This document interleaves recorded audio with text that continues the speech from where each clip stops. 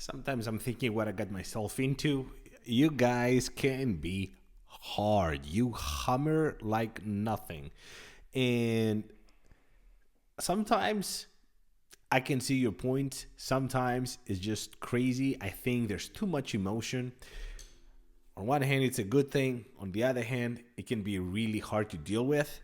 And I understand that when we see people on YouTube, especially the big channels that we watch daily, including myself, maybe we idolize the person a little too much. So when I criticized these people, some of the YouTubers slash sellers, dealers, you guys came hard to me, like I was talking about your brother, and I think that is not fair because in the end of the day, I was trying to have some constructive criticism and some points that I thought need improvement. As I did in the previous video talking about Rolex, Breitling, and Omega, I want to do some positives about all these people because I think you're getting what I say in the wrong way. Just providing some constructive criticism, I think, is a good thing, not a bad thing. But anyway, let's start with John Buckley. John Buckley, I had the video. Many of you came down trying to protect the guy. No, I know the guy. Why are you talking about my friend like that? Jesus.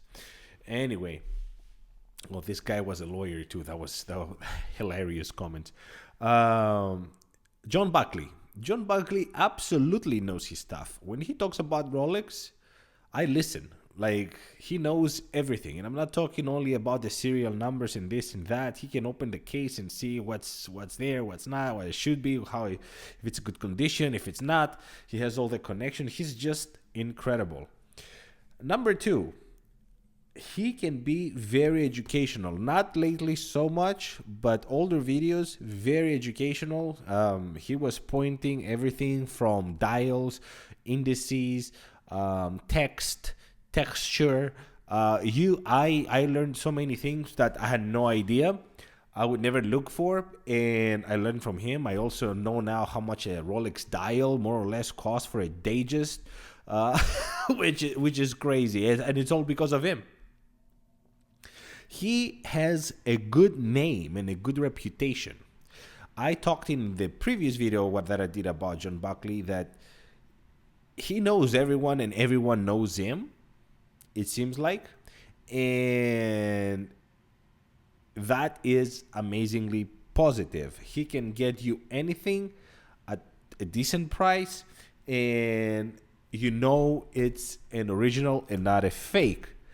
And that alone, we say in the secondary market, you buy the dealer, not the watch. Well, here's somebody to buy from. Now, last but not least, as I mentioned at the beginning, many of you came hard on me about John Buckley.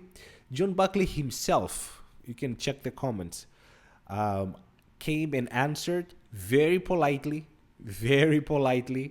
He took the time, John Buckley, and answered on my criticism politely. He said, it's not a school, it's a subscription or a chat. He took it very nicely. Like, you have to read his comment. The guy, like, that is class. That, for me, tells me that John Buckley is class. Federico talks watches. Federico knows his stuff 100%. He knows also more brands. Like, I'm somebody that actually likes that he's not talking only about Rolex, and he branches out to many other different brands and models.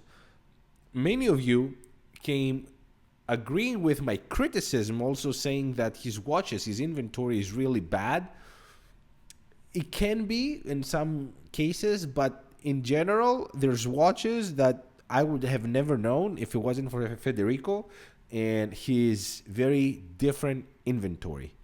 I understand that his inventory is not for everyone, and maybe he's making good margins because that inventory is very special. But he's not wrong when he says that his website is for watch geeks and not just for anyone. So I'm with him on that. Now, his older videos are very educational, especially the ones that he had with his watchmaker Hans. I think that he needs to bring that back. At least every 10 videos make something educational, because everything, as I criticize him, was very like sell, sell, sell, sell, which I understand. He's a professional. But if you see the older videos, it's a shame that he's not doing it now, because they were amazing. So many amazing topics, not only about pricing, but about movements, about cases, about everything. I learned so much from Federico. Like John Buckley, he is somebody that can be trusted. I would buy from Federico any day of the week. And I almost clicked the buy button many times, to be honest. He is somebody that I would buy, and that says it all. He responds very fast. Yes, his negotiating strategy can be a little annoying. We talked about this in the criticism video, but the fact that you get an answer between an hour and 2 hours max, I think 2 hours max was, I'm getting answers from him. That is incredible. He spends the time to write one line. He doesn't say much. Yes, thank you for asking. No, I'm not interested, or whatever. But he answers all the time. I had other questions about servicing and things like that really quickly. And last, he's honest. Yes, there's cases where there's only one thing that I can remember where he criticized cheap watches, saying that you should go for what you really want, and that also might keep its value better, so don't go for the cheap watches. And then he starts saying, oh yeah, I understand that many people might not want cheap watches, expensive watches, or they can't afford them, so yeah, go for a Seiko. And then 2 days later, there was something on his website on that price point, and that's why I said what I said. But in general, if I take that specific example, and that was a one-time thing, he's very honest. The guy's always talking reason, to me at least. When he says that there's YouTubers that sell you the cheap watch and then they wear the Rolex on their wrist, he's not wrong. He's not wrong. And he said many, many things about many different topics, and they all came out to be true with the research I did in time after. So, yeah. Now, 1916 company and Team Mosso. You guys were pissed that I even used his picture. And, okay, Jesus Christ, come on, relax. First of all, take a breath. Second, I got nothing to say about Team Mosso, because I didn't say anything bad about him to begin with. I said about the 1916 company. I didn't say about Team Mosso. I love Team Mosso. Team Mosso is one of the very few guys that, first of all, I love his reviews.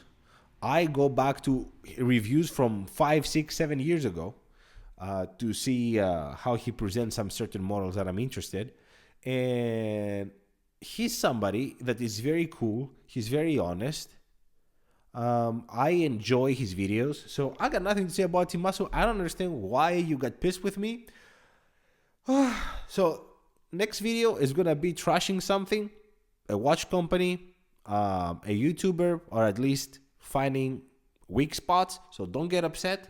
Know that I'm trying to point out certain things because I'm interested in these guys. That's why I talk about them. I talk about them because I'm watching them. And because I watch them and I like them, I want them to improve in some ways. And I'm just criticizing. There's so many things I like about them. That's why I keep watching them. But that's all for today, guys. Let me know what you think. Which one of these is your favorite? And which one do you want to do next? Thank you so much for watching. Until the next one. Ciao.